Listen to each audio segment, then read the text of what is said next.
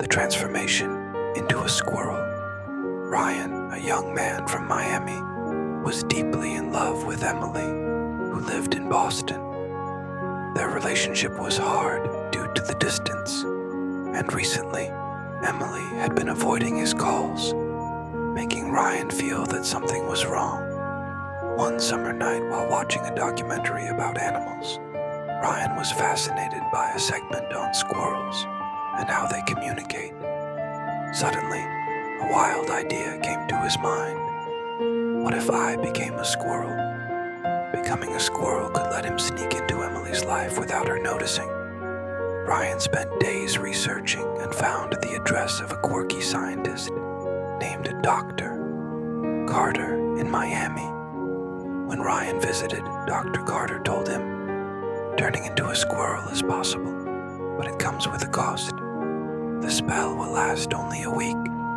If you don't fix things with Emily, you'll stay a squirrel forever."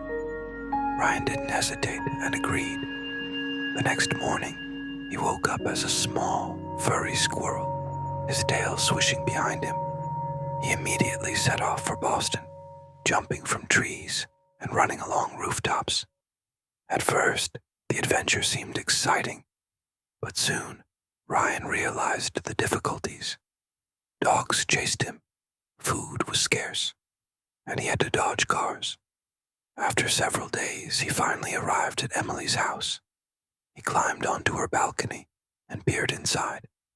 Emily was at her desk, surrounded by papers and equipment for a project on endangered species. But when Ryan saw a photo of Emily with another man, jealousy filled him. He decided to investigate.